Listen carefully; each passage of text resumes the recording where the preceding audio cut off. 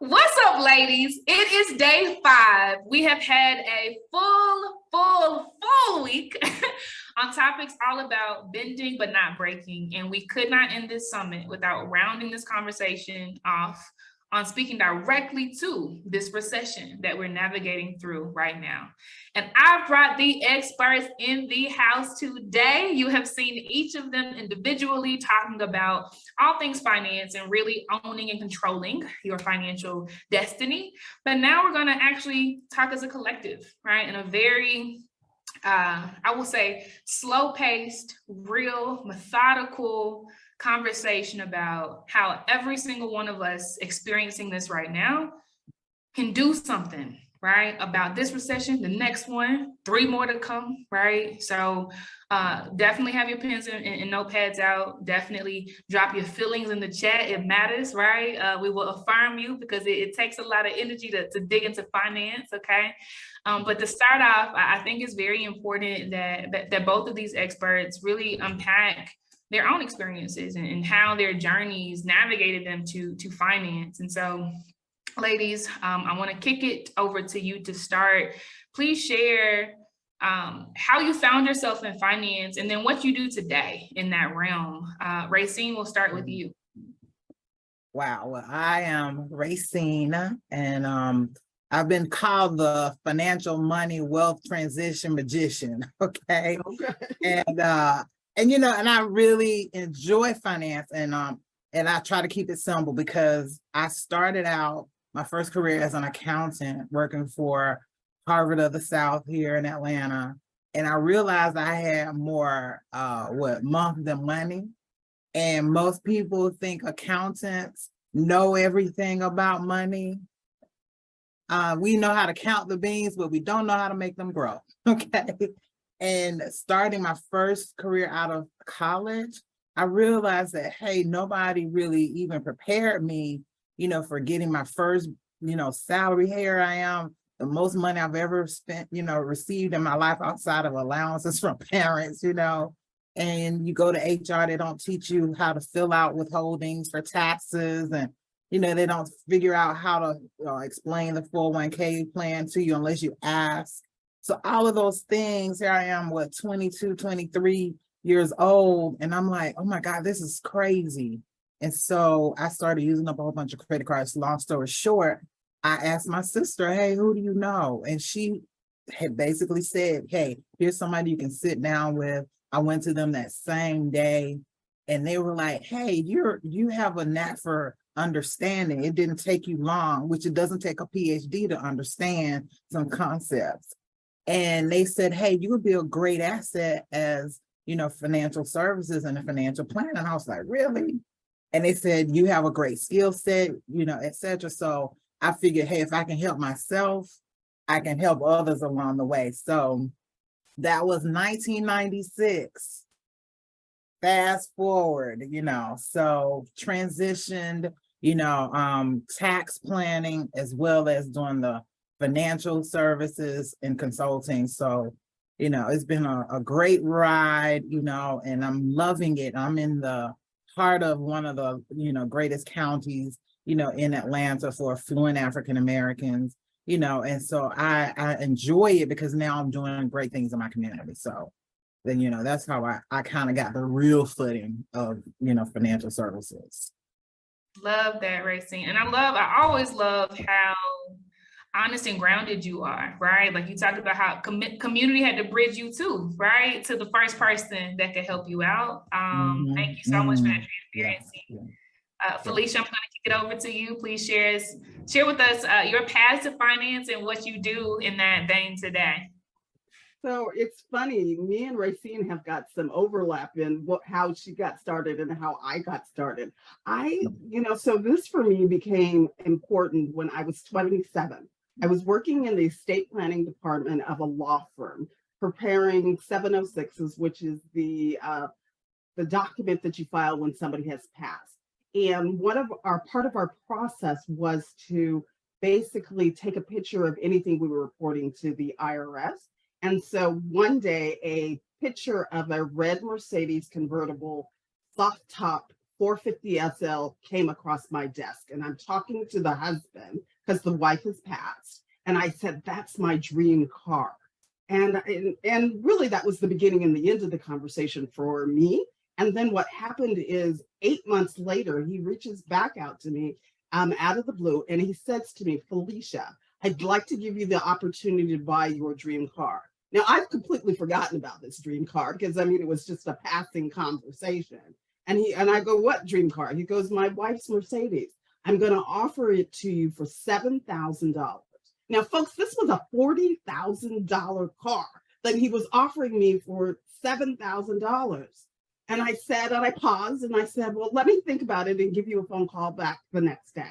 And I have to tell you, Racine and Casey, I was not in a position, and I knew I wasn't in a position to buy that car. I didn't have any savings. I had charged up my credit cards all the way up.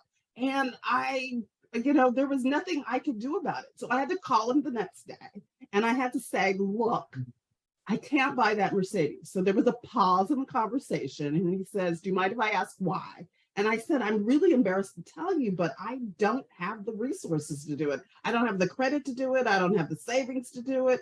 I can't buy this car. I'd actually have to live in the car if I bought the car, and he was just like, and so there was another pause in the conversation. And then what he said to me is, and this is the thing that really made the big difference for me, he said to me is, do you mind if I say something to you? And I said, sure. And he goes, every single day, Felicia, you work with millionaire people like myself. And if you want to get to where I am, you've got to do what we are doing. You've got to save. You got to pay off your credit cards. You got to be positioned for these types of opportunities because you never know when they're going to happen. And so I took that advice to heart. And what it's done for me is I had to slowly get myself out of the hole that I had dug for myself, and that I see that many of the women that I work with have gone through, and turn things around so that I have the opportunity. So now who I am is I'm Felicia Gopaul, and I am part of a team that manages over $100 million in assets. I am a podcast host. I've written 2 Amazon best-selling books. I used to be the financial advisor for the city of Philadelphia, which has $500 million in assets and 25,000 employees. And really the thing that I say, and the thing that really lights me up, is I say that I'm a catalyst for women, families, and small business owners to help them get peace of mind so that they can go out and live the life of their dreams. Yeah, wow, that's amazing. Amazing. That is truly amazing. Amazing. Go Felicia.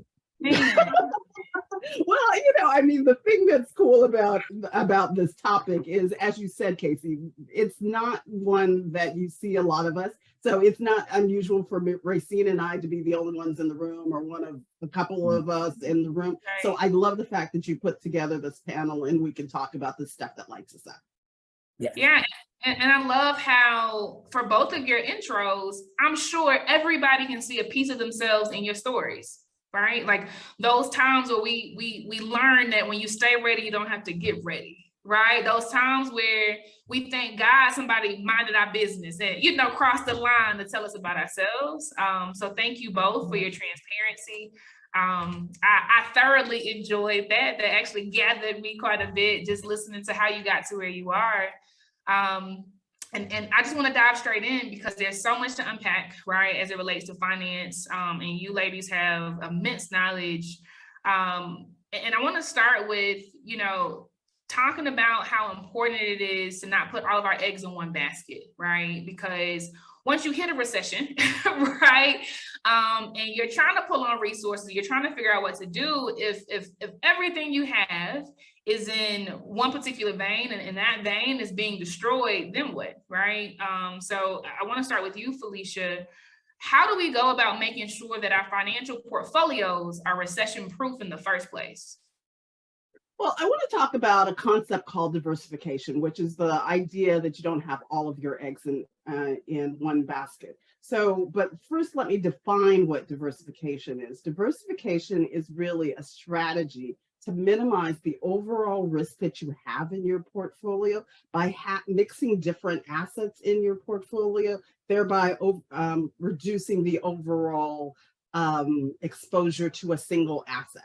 So that's kind of the textbook definition. But what I would say to you is, in general, what happens with a lot of people when I sit down, and probably when Racine sits down with them, is they've got lots of different stocks. And so maybe they've got 50 stocks, maybe they've got 100 stocks, maybe they got 500 stocks. It doesn't matter how many stocks they own, and they think that that is diversification. But the thing that I have found is they may have all the stocks that represent the same portion of the market. So if the market and that particular category is going up or down, so when it's rising, they're all excited about it. But when it's following, that, you know, they're getting all stressed about that. So that's one thing that you want to do. So you want to definitely own the entire market. So it's broader than just owning an index. You really want to own the entire market. And what I mean by that is you want to own everything that is represented in the market. So the US economy, or the US market, is over 24,000 different stocks. And it would be challenging for a lot of people to buy 24,000 different stocks and be able to represent the US market. So what you would have to do is buy a structured fund that has all of those things in it. So that's one element that you want to have in a proper diversification. The other element you want to have in terms of diversification is you want to have different asset classes in your portfolio. So what that means is you have different segments of the market that would be an asset class, like small caps, value, all that sort of stuff. And there's 21 different asset classes that you would want to have in your portfolio for proper diversification. And you want to make sure that they are dissimilar. So when one goes up, the other one goes down. And if you have those two elements, that's the start of proper diversification. You also want to be globally diversified, not having all of your eggs in the US market, because there's a lot of economies outside of the United States market. So those are some of the elements that I talk about in terms of diversification. And when you are putting together a portfolio that's recession proof, you've got to include all of those sorts of things in your portfolios. So good. Thank you so much, Felicia. And for those who don't, or for the first time hearing this financial lingo, do not be intimidated. Do not be intimidated. Write it down, Google it, right? But what Felicia's talking about is practical to you and I. When Walmart, some of y'all already know what I'm about to say, when it's recessionary time, Walmart stock price goes up because all of a sudden everybody's on a budget, baby, right? And then, maybe your mid-luxury goods, the people who sometimes have it, but sometimes don't, those go down, right? This impacts all of us. So the names you shop with today are the very stocks that you can buy, right? And think about those swings. Racine, do you have anything else you'd like to add about kind of making sure that your portfolio is recession proof? Yeah, Felicia hit the nail on the head. And, I always make sure when I'm talking to my clients, especially for those who've never invested before, and I teach them a couple of rules, but one of the things I always have them to make sure they have 3 separate accounts anyway. First, they should have their emergency fund. Typically, if it's a year or less of needs, 6 to 8 months of their salary. I also have the second account. I call it lifestyle fund. Okay. This is your fund. It's still, short term, maybe less than 3 years. That's, going on trips, fixing the car, buying your car, weddings.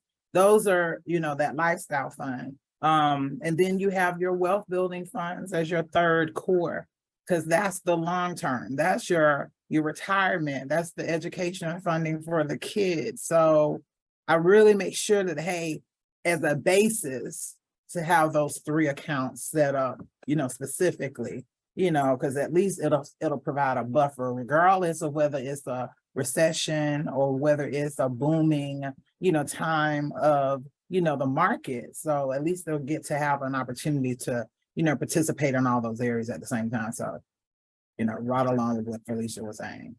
Exactly. So do you mind if I add something to this, Casey? Sure.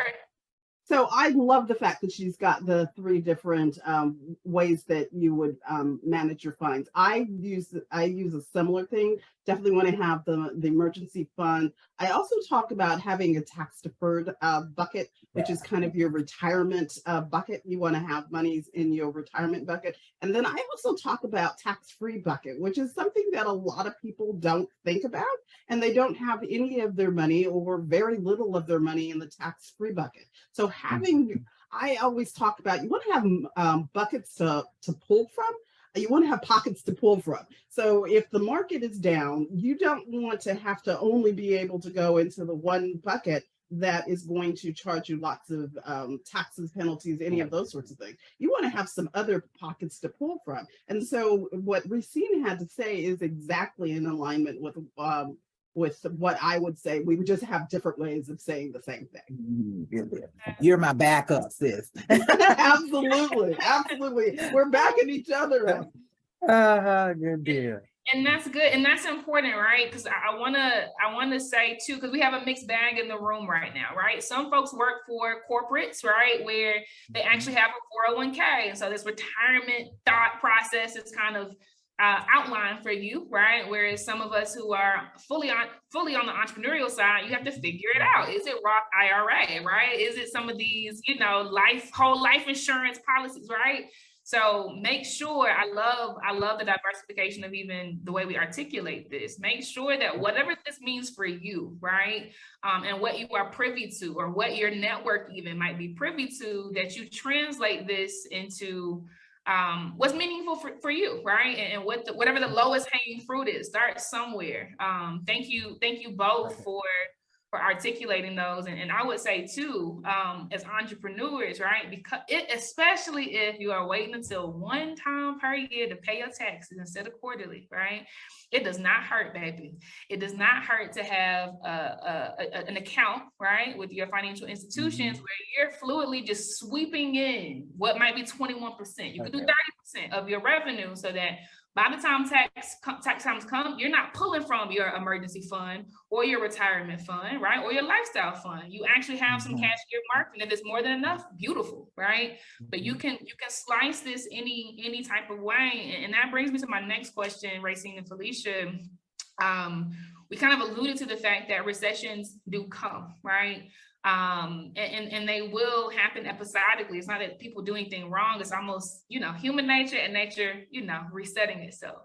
So what are the specific things that we should know to do to kind of prepare ourselves for recessions? And just in case people are kind of fuzzy on what a recession is, because that's fine, sis, that's why we're here, right?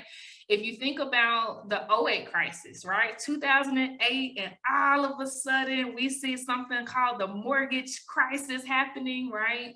That was a time where you saw people getting laid off from jobs, right? Which was a result of businesses having less money, right, to cover their expenses, which was a result of people having less dollars to spend with businesses, right? Like, these are the times where you just see this overstated occurrence of cash being strapped for a whole lot of people, right? And so the market, our human behavior, we change, we react differently. So knowing that recessions will happen, right? Likely every decade that we live in, right? What are some of the things, even if it's kind of taking what you've already stated a step further, but as we see the writings on the wall, which all of us should see today, right? You have, Meta laying folks off, you got McDonald's laying folks off, something's going on. What are the things that we should be doing in these types of situations to prepare ourselves to make it on the other side pretty unscathed? Racine, I'll start with you. I always tell people first they need to stop and breathe. Take in a breath. Because, I talked a little bit about money trauma, financial trauma, how we attack or mentally think about finances and money. So in and of itself, that compounds everything in many ways, speaking from personal experience. And so I tell you to breathe first, okay? And then I also tell you, hey, you can't expect what you don't inspect, okay? That's second.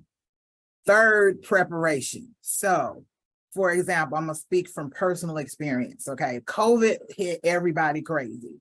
To me, that was the practice time. Okay, and that was literally making sure you had your emergency fund. But there were some simple things that I had to do. I realized that, hey, I couldn't go out and eat every day. I couldn't actually, spend money, especially now it's graduation season, wedding season, and everybody's inviting you to those functions and you're spending out all of this money. Well, you got to regroup. So that means you may have to have a budget. And I hate the word budget, but it is a relative, term. So it just says, I just need to reset exactly and make sure that I don't overstate my income and give it away. That's what a budget really is to me. And so I make sure that, hey, I put aside, hey, I'm only going to spend $30, $40, $50 a month for gifts. Okay. And I put that aside, literally. I know that I'll have, a set amount that I want to spend. Now, I'm a foodie, so I love going out to eat. Okay. And so that doesn't mean I'm telling you can't go out and eat. It just means that, hey, you got to be strategic, can't go every week. It makes sense. And so and most important, I know these are substantive things. I tell people to put the oxygen mask on themselves first, because you'll find out that everybody's literally trying to help everybody else. They're giving their grandbabies money and not even thinking about themselves, especially retirees, that's what, when we're talking about the lifestyle fund, literally that's what happens. They're not accounting for the fact that they're going to take their kids to Disney World and not thinking what's going to happen, in December, when, hey, they may be laid off or whatever. So those are some functional things. At the worst case, if you're laid off or furloughed, you might have to get a plan B of income. COVID was a really groundbreaking time when people started businesses. Who would have thought, that they would think of even doing a business? So those are some things that I know outside of putting your financial plan in place, and doing your financial house, starting with making sure you had your income protection, then paying off your, first have an emergency fund, then paying off your debt, then starting saving for retirement education. And then literally having the size of it, kind of cemented to make sure that you're doing some things.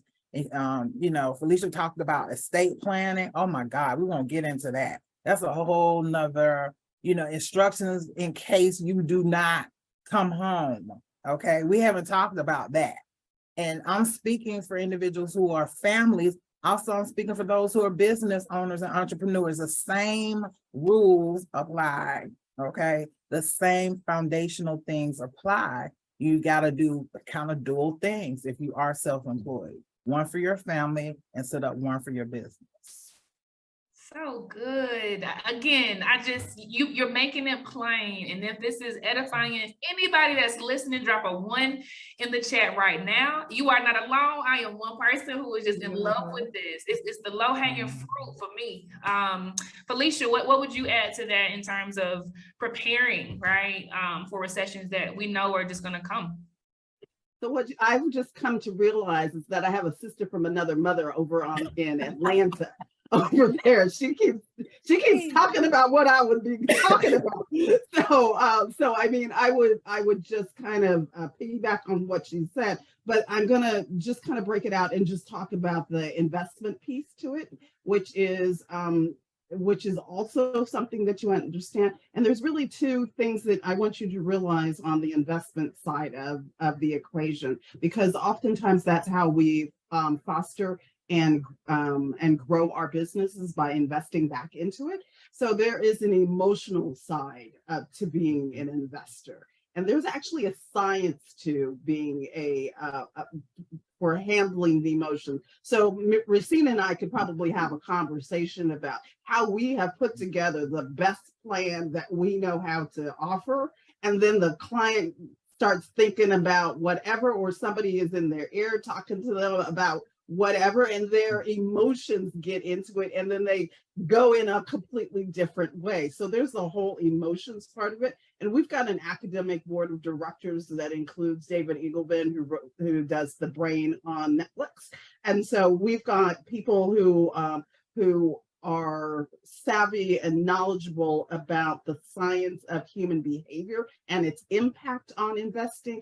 And then we also have the academic side of it. You know, we've got Markowitz, who won the Nobel Prize for his theories, and we include the science of it. So it's the combination of those two things that are really important in order for you to get to the long-term investment results that you're looking for. So I would say that those are the two things that I would double tap that supports what Racine just had to say. I love that. Thank you so much, Felicia. Thank you both. And speaking directly to entrepreneurs, you know, I want to give you the game on what happens inside of ivory towers for multi-billion-dollar deals, right? So back when I was a banker, right, I was structuring multi-billion-dollar loans for tech companies who would come and say, Casey, I want literally, they could be cash burn. Uber is one of them, right? I want $3 billion, a line of credit to pull on. And my response to them was always, okay, show me your projections in a stress case scenario. Because I wanted to see, without me telling them what I wanted to see, I wanted to see how they were going to behave, what their forecast showed in their decision-making if things hit the fan, right? If a recession happened, if all of a sudden something happened, let's use Airbnb for an example. If something happens where people can't stay in these houses, you think they're just gonna, you know, gobble up. Specifically with this Airbnb example, their response was, I think it was about $10 billion that they wanted, right? Their response was, I mean, come on, look at us, right? Like hotels are going out of style. Like there's no way that something can happen where people won't have an appetite. If anything, we're gonna keep growing. I still needed the stress test situation, right? Because I needed to see, much like I'm telling you, that management knew how to navigate these environments, right? In a way that allowed them to stay afloat. Long story short, Airbnb stress case projections, they gave me a 5-year projection period, and it actually showed that they were going to cut their marketing budget in half. Smart, love that, love to see that, because that saves cash flow and keeps it inside of the company. They were going to lay off about 20% of their workforce. Hate to say it, but love that. Like you got to keep the, you know, these aspirational folks who are innovating, you got to pull it back. And their stress case showed they could still pay us our money back in a recession, right? They got the money. Now, 2020 came. Guess what happened? Shelter-in-place orders rocked the entire world, and Airbnb had to do something about it. They actually took their marketing budget to zero during this period. And in the summer of 2020, they were the only tech company in Silicon Valley that reported a profit. Wow.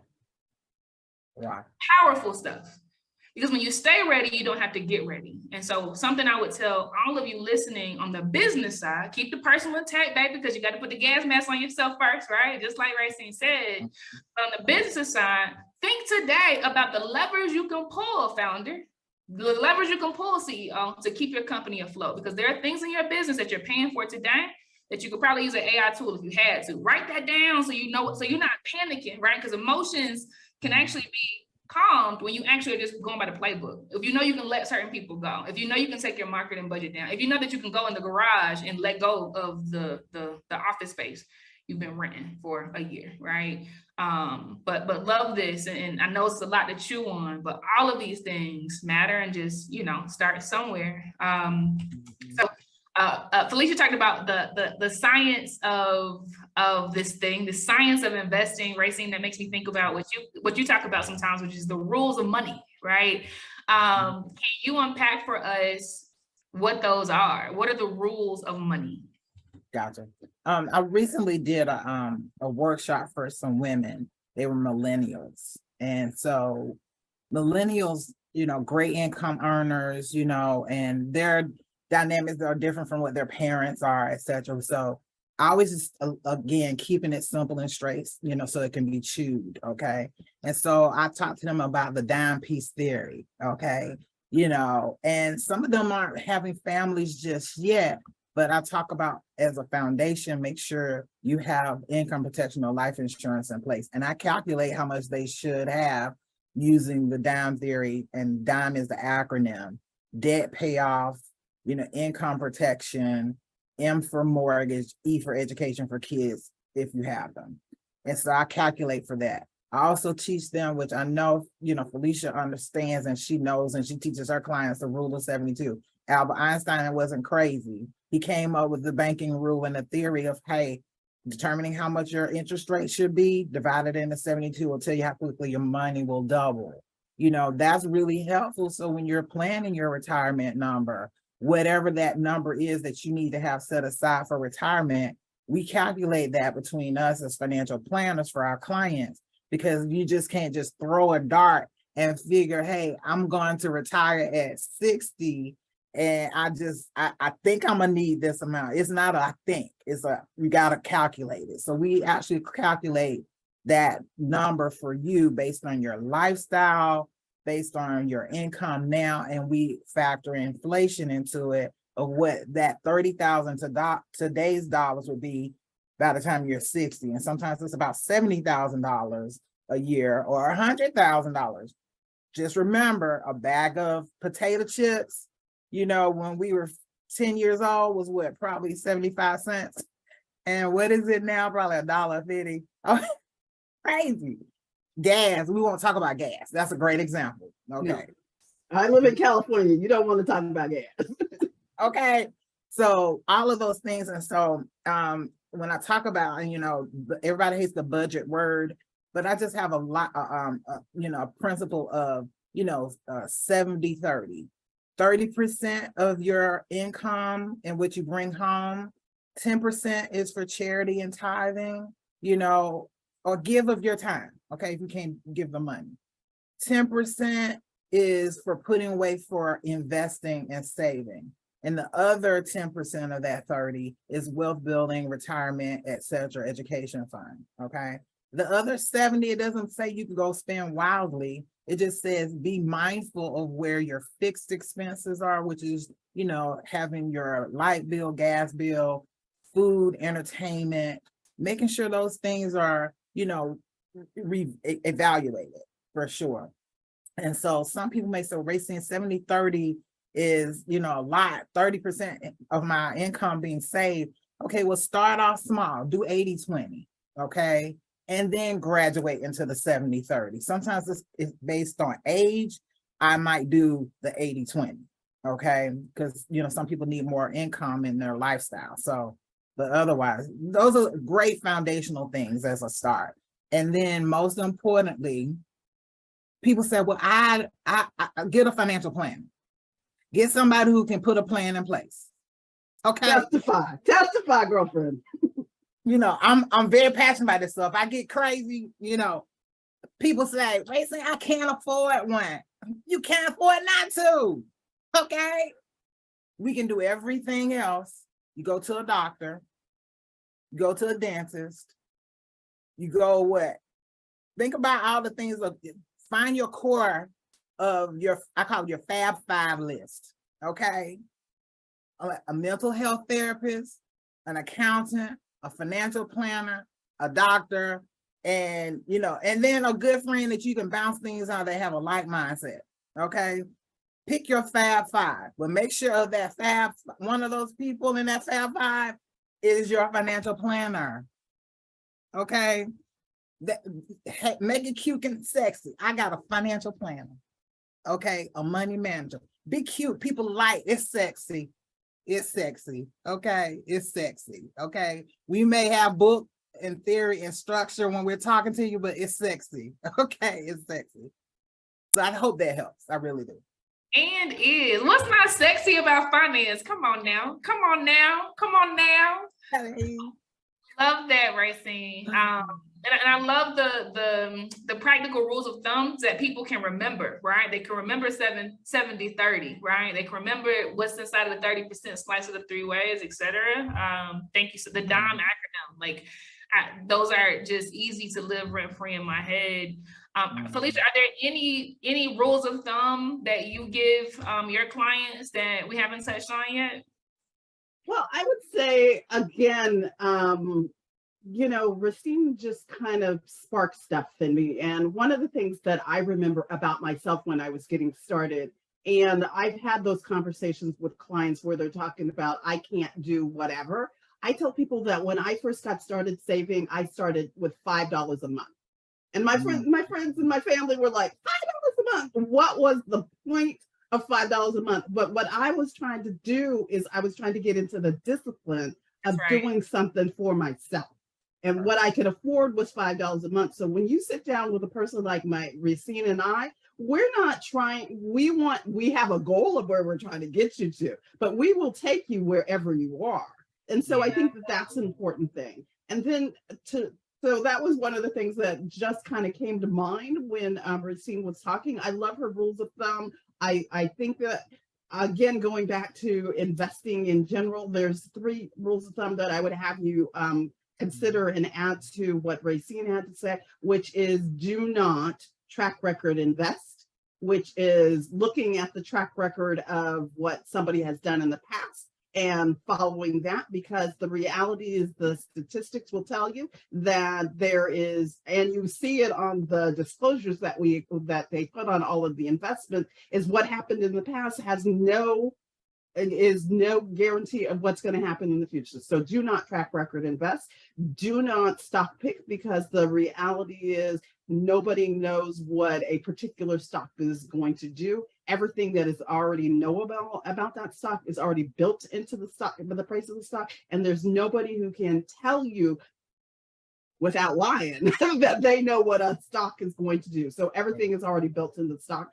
And then the last thing is I would really just have you don't try and time the market. So if I looked at a study before I jumped on the line with you guys today.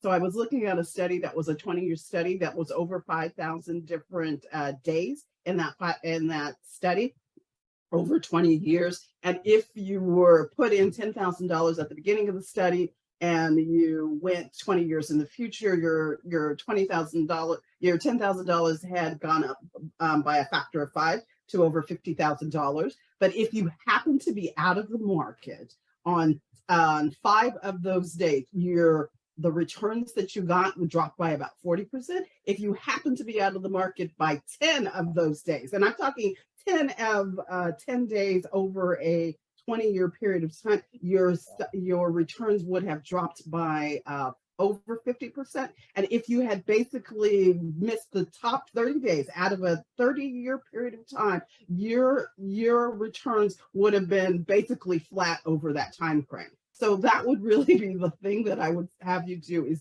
do not market time, because the reality is you won't know what you missed if you got out of the market, and you will never experience the highs that the market delivers. So that's what I would add to what Racine had to say in terms of investing. Thank you, Felicia. Oh, go ahead, Racine. Felicia, right on the money. And I'm gonna even top off what you said. People expect for it to be done overnight. Right. They're wanting quick results. Right. Yes, they do. So yeah, quick results, and it's not quick. It's not overnight.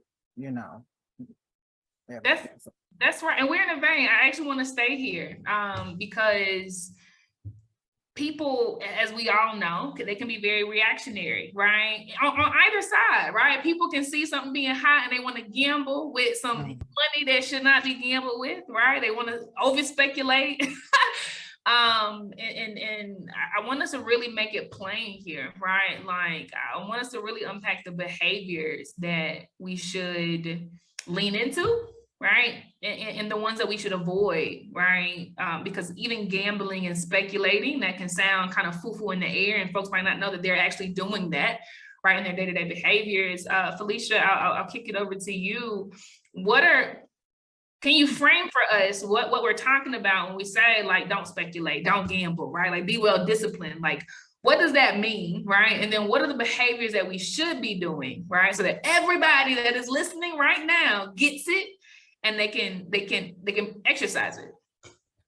Well, I think first and foremost, we need to just acknowledge that people are irrational and irrational, and they often are influences by things that they don't really recognize that they're influenced by. So if we think about what's happening in the world, you will see magazine articles, headlines that are saying that, hey, the sky is crashing, and so you take a particular behavior based on your belief that the sky is crashing, or you're excited about a stock. I see that all the time with my technology folks out in Silicon Valley. They're excited about the company that they're working for, and so they put a ton of their money into that particular stock, and they're excited about what is possible from that. So really, it's the emotions that drive their behaviors, and their emotions really can get in the way of their long-term results. So in terms of, if you were looking at just, there's a company called Dalbar that studies the behavior of people, investors. And so one of the Dalbar studies that I saw recently was saying that the S&P over a 20-year period of time returned a 10.65 rate of return. Individual investors got a 7.13% rate of return, which is about 3.5% less. So what's the difference between what would have happened if you bought the S&P and what individual investors did? Well, it's because they're doing the wrong things. They're coming in and out of the market at the wrong time. They're letting their emotions drive how they're doing it. It turns out that they end up being in the market on average 4.65 years. So every 4.65 years, they're changing the way that they're doing things. So they're not being disciplined, they're not being diligent, they're not being prudent. And those are all the things that you need to be a good long-term investors. So you don't want to speculate and gamble. You don't want to guess where you think the market is going. That's relying on your feelings, and that will get you into trouble every single time. There's a thing that I say is, what you want to do is you want to think long term. And what I say about that is, if you were getting on a plane and you were going from California to Atlanta, where Racine is, you don't want to jump out of the plane before you get there. You want to get to where Racine is in Atlanta. You do not do that. And as investors, a lot of people don't follow what they set up, and they get out of the plane before they get the results that would have been delivered if they had stayed in the plane. So that's really the last thing that I would have you think about. Love that. Beating the recession, and it's as simple as riding it out, waiting. I love that. Racine, anything you want to add onto that? No, I think Felicia hit the nail on the head for that. Just perfect. Stay the course. Just stay the course. Stay the course. Ashe. And so we've been talking a good bit about the stock market, right? Obviously, there are different buckets. You have savings accounts, obviously, you can have retirement accounts, right? But these stock market accounts, brokerage accounts, right? Write that word down. This is where you have more autonomy. It's not necessarily penalties, right? It's kind of on you. If you come out of the market, like Felicia's talking about, like, that's on you. If you get back in, that's on you. I want to double click on that piece a bit, just in case some folks are inspired or already in the market, right? And want to do something a little differently than holding all of their savings in, a 0.01% interest bearing savings account in commercial banks today. So Felicia, you said earlier something about, the price is already baked in, right? Like the value is already there. Like what you see is already incorporating all of these factors. And what you're talking about, right, is the fact that some people kind of squint at stuff and like, oh, they don't know. It's about to, it's about to move, right? Just in a primer way so that anybody can understand this. One, what do you mean when you say that the price is already baked in, right?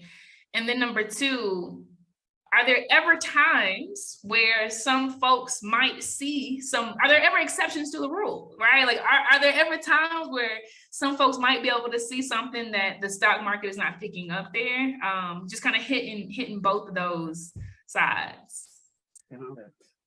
So that's a great question. And I'd say that there's really two views of investing out there in the world.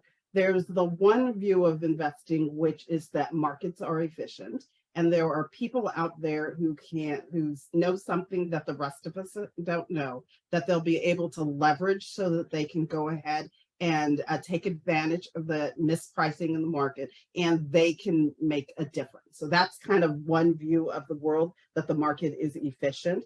Now, the statistics, and I'm a numbers girl. So me and Racine are numbers girls. So we always look at the numbers. So what the statistics will tell us is that view of the world is not supported by the numbers.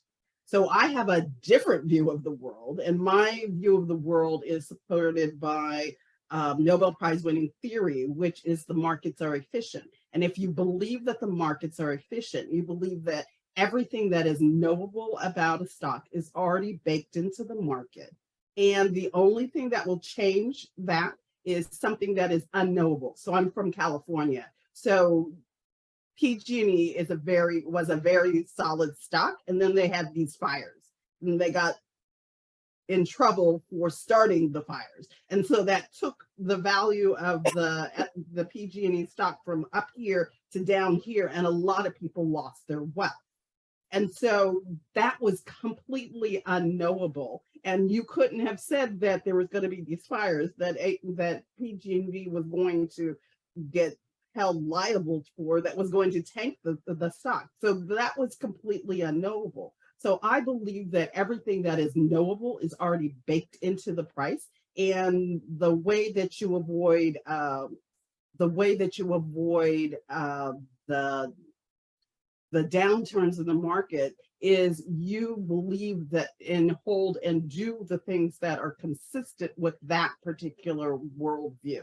So again, there's two different worldviews, and the actions that you take are consistent with that. So if you believe that there is something that is there is somebody out there who can know something that you don't know. First and foremost, if they knew something that you didn't know, then they could be liable for insider trading. But that's another conversation. But on the other hand, your actions are really consistent with that. So you would be stock picking, you would be market timing, you'd be track record investing in that world. Whereas the other world is really about the science and academics. And I'm a big proponent of the science and academics over the other world that you could potentially exist inside. Yeah, and I appreciate you bifurcating the two and making it very simple, right? Those who believe that the market is inefficient and you can game it at the right time. Those who believe that the market is efficient and like we all know the same thing. Here we are, like let's just behave the way that the data is telling us to. This, and I think it's a ring a bell for some folks, right? When I was in corporate, and we would be issued stock. Even if we actually weren't issued stock on the banking side, they would want to track every stock move that we made, right? Purchases, sales, et cetera. And it's because we had access to insider information. What do you mean, Casey? We knew which companies were about to buy other companies months before the rest of the world knew. And so what could we do? We could actually buy that stock, right? 2 months before anybody knew that they were about to double in size from acquiring somebody. And as the stock price rose, we would make that money, right? Because we could act on inefficiency, right? We knew something that most people in the world did not know. And literally when we would do these deals, they were safeguarded. Only 5 people, we would call it deal names like Project Platinum, Project Zebra, so nobody knew. Now, the way the bank and many of your companies, especially if you're receiving stock, circumvents that is they say there are these blackout periods, right? Like there are certain times where, especially when they know something is going on, you can't trade, you can't move it, right? Which goes back to what Felicia is talking about, like ensuring market efficiency, right? And so I'm saying this is that so that some of you who are either just investing today or have a side gig with your entrepreneurship journey and you are inside of a company, right?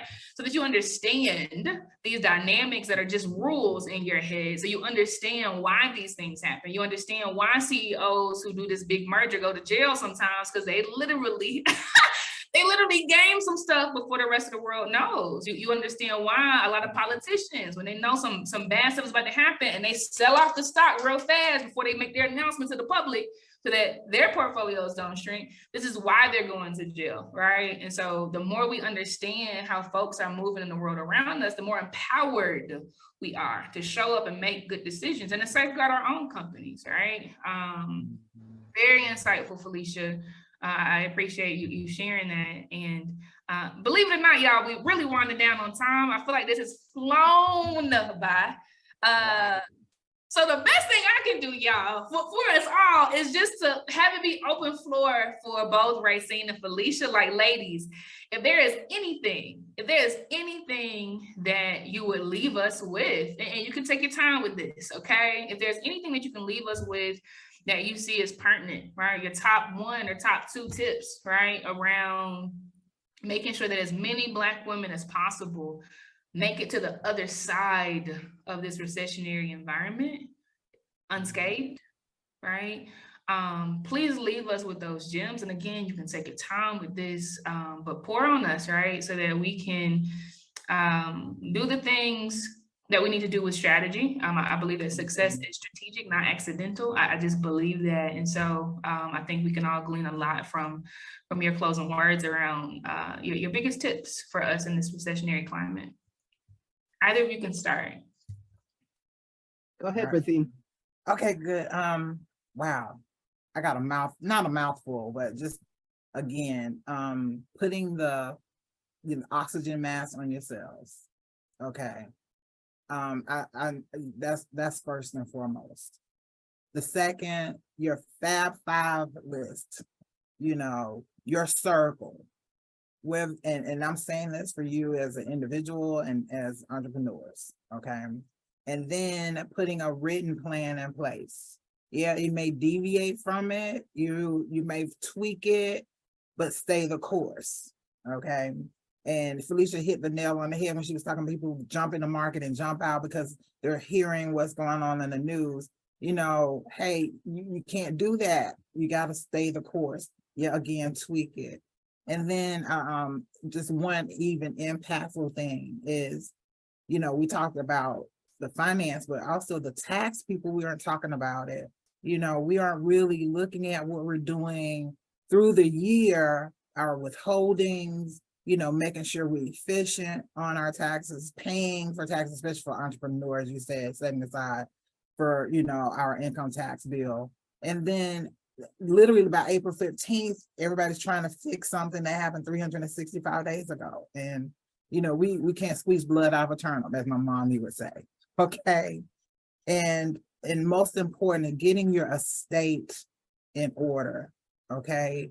Giving instructions, let it be the last love letter to your family of what needs to be taken care of if you don't show up tomorrow. Yeah, we're talking about making sure we have money to live off of, but we're not talking about, hey, if we don't show up, what happens in that respect as well. So those are some core things I believe.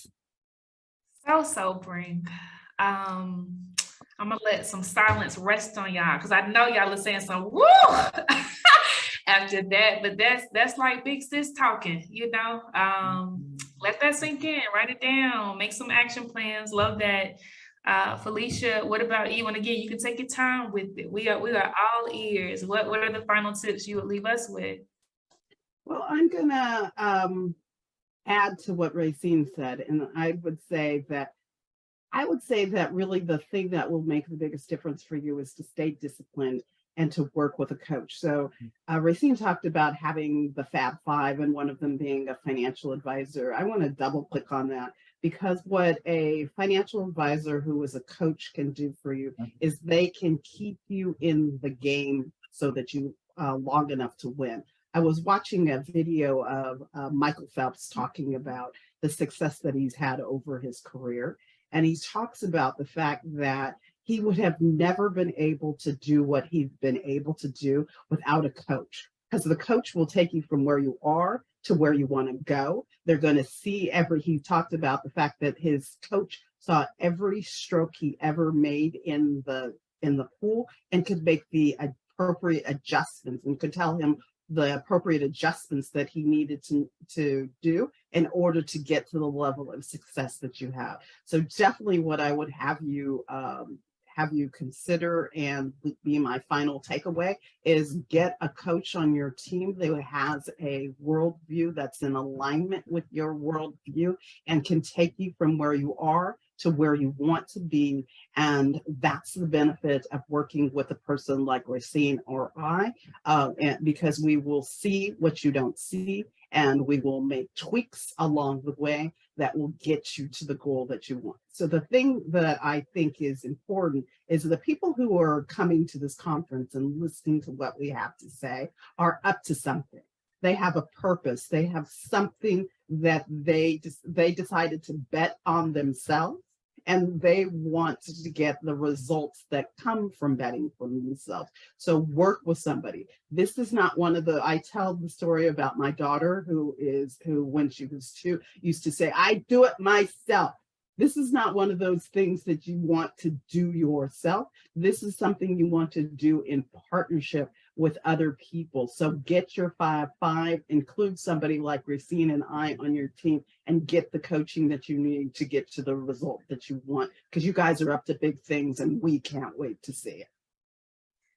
So good. Safe spaces over everything. It should feel like home, just like this. And we have 2 women that have poured into us and they have made it feel like home, which is miraculous for people in our shoes, man, right? We remember how on the first of the month it was tight in the house. We didn't understand why. They didn't talk to us about money, but we knew it was tight, right? This is how we would heal our relationships with money, right? And so Racine and Felicia, I want you to tell us all of the ways in which we can go ahead and get on your calendar and on your newsletter and up in your face. Because we need it. We need it. Racine, what are the handles, websites, etc. that everyone should know about to find you? All right. You can find me at www.racine.rikard.com, and Instagram is Racine_Rikard, and Facebook group is Dream Team for Facebook. Rikard Dream Team, I'm sorry. On Facebook. So definitely, and definitely hit us up. We're 800, we're in multiple states. So, it's not too many places that we're not certified. So wherever you are, we can take care of you as well. Amazing. Over to you, Felicia. Where can we find you? So I am everywhere at Felicia Gopaul. Gopaul is spelled Gopaul. Felicia Gopaul. I'm on Facebook, LinkedIn, Instagram, everywhere at Felicia Gopaul. But what I'd also like to invite your people to do is use my URL chatwithfelicia.com/blaze. And I have got, and I'm willing and open to talking with anybody who reaches out to me through that medium. Beautiful, beautiful, beautiful. I'm going to give y'all a chance to go ahead and hit the emojis, hit the, I see them floating. Okay. Hit the hearts, hit the claps, hit the confetti. Ladies, I have to give you your flowers. People talk about Warren Buffett, but all I see is you. They talk about Donald Trump, but I'm getting teary. All I see is you. You have brilliantly and lovingly navigated us through some of the most difficult conversations of our lifetime. We're disenfranchised.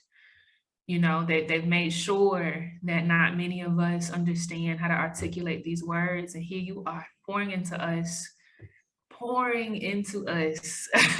so generously. And I thank you for that. I've given y'all some time to give y'all love in the chat and emojis on the screen too. I honor you both, and I wish you so much success in the journey ahead. We stand on your shoulders today, for sure. So thank you so much. Enjoyed it. Thank you. Thank you. So much fun.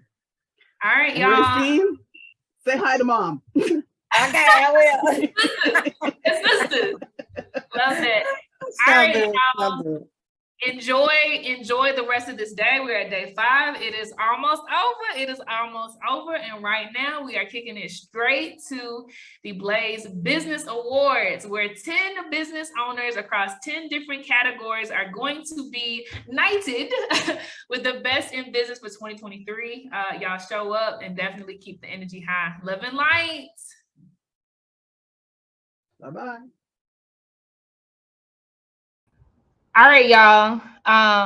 That's it. That is all of the learning for the Blaze Virtual Summit Summer 2023. History once again was made because it ain't never ever felt like this, and it feels so good. I could not have fathomed a better ending. I could not have fathomed a better ending. Learning is over. Okay, this is officially done, and we supposed to go on to the Blaze Business Awards, okay? But I just need y'all to give so much love to Racine and Felicia. Just real quick, we do not have time to do no Q&A now, okay? We don't now.